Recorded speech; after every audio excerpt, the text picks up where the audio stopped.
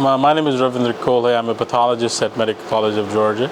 I practice molecular and breast pathology. So what basically I do is when somebody has a mass in the breast, a radiologist takes a piece of that mass and send to me. We put it on a glass slide and look it under the microscope and tell the patient whether there's a cancer or not.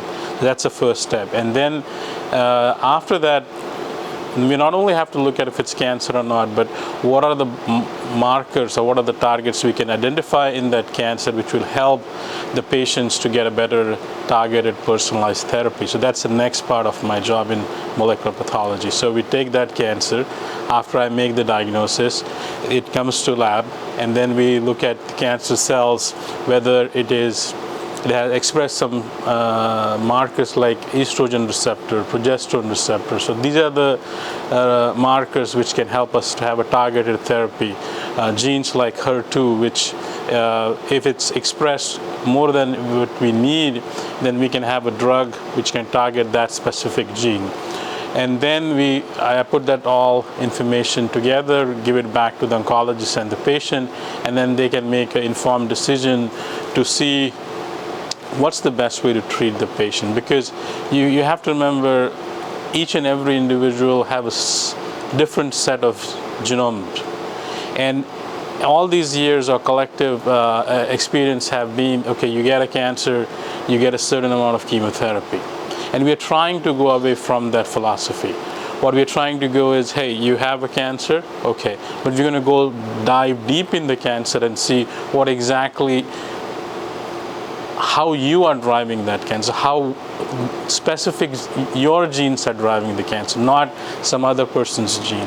So this philosophy of looking into genes of cancers has started around 15 to 20 years ago. It has matured well enough at this point that we can pretty much design a personalized, a specific therapy for each and every person.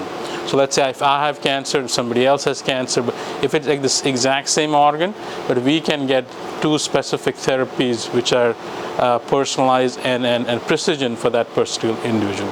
So those are the two major part of my professional life as a physician and a pathologist. To, number one, look at the tissue and make the diagnosis whether somebody has a cancer or not. And probably the most critical part is take that cancer, look at the genome, and identify targets which are very specific for that individual. And a movement from the philosophy that everyone just gets one set of chemotherapy for that one specific cancer. The third part of my professional, or actually more interesting part of my life, is I also do research. So I'm one of the few physician scientists which have a clinical work, and then I have this particular lab is where the research goes on. So the next part is, okay, we made the diagnosis, we've identified the treatment, but what's next? What are the better ways to look at cancer genome? What can we design? So the instrument you're seeing, the back is a genomic sequencer. We're trying to understand each and everything at a very single cell level, not just entire tumor, because when you look at the tumor, there are blood vessels, there are lymphocytes, there are tumor cells, there are fibroblasts, there is so many things packed in the tumor. And when we take the approach which we had for the last 15 to 20 years was we could crush all of them together and look at the genome. But what we are trying to see is if we can separate those each and every individual cell and see how do they play a role not only in making the tumor aggressive, but also the response to the drugs and the chemotherapy. So that's the idea which we're trying to put together in the last 2 to 3 years, and that's what the work is about. So when you're in the trenches, we really start to look at trends. So when we're looking at last 10 to 15 years, if you take one subset of breast cancer, which is called as triple negative, so it is a histological subtype where the cancer, there are the receptors like I mentioned earlier, ER, PR, and HER2, they're not expressed in this tumor. So if you take 100 patients who have the triple negative breast cancer and look at their prognosis, they do bad as compared to the patients who have the three receptors. But if you go down and do more dissection of this small group, we have identified that African American females who have triple negative breast cancer, they do really, really bad. So the initial 25 years ago, the hypothesis was maybe it's related to socioeconomics, or it's maybe related to access to proper therapy or access to hospitals. But when you have a control group of individuals, when you keep all the socioeconomic status and access to hospital together, we still see the exact same effect that triple negative breast cancer in African American women have a poor prognosis. And that's where we started to look at the genomes of these tumors. There is some initial data to show, actually, which came from my lab, to show that there's definite some genomic markers in African American females with the triple negative breast cancer, which makes them do bad as compared to Caucasian females. With that idea in the mind, with that acceptance that genomics definitely play a role in the outcome, me and Dr. Hudang Chi from the Cancer Center put together this proposal. This proposal looks at two major things. As I said, the approach we are looking at is a single cell analysis. So we are physically isolating each and every single individual cells from the tumor. So we know what cells are lymphocytes, we know what cells are cancer cells, we know what cells are fibroblasts, we know what cells are endothelial cells. And then we're going to do sequencing of those individual single cells to see how is the interplay between these cells along with the tumor, and how do these individual cells behave separately in black women versus white women. So that's the complexity and granular approach we are taking. It's just not like, hey, this set does bad, this does good, let's take the DNA and sequence them. What we're trying to do is separate each and every individual cell, and then make sure that we sequence those individual cells and do the analysis of them.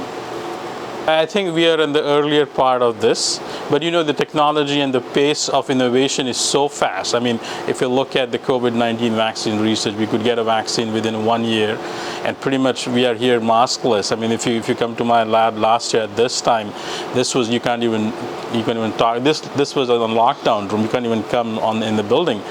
So the technology and the pace of innovation is in a hyper mode. So if you would have asked me the question 20 years ago, it usually takes 5 to 7 years to gather that information together, and another 5 to 7 years to put everything together. I think that has been exponentially cut down. So I would say give us 2 years to at least get the pilot data, then we'll go to bigger group.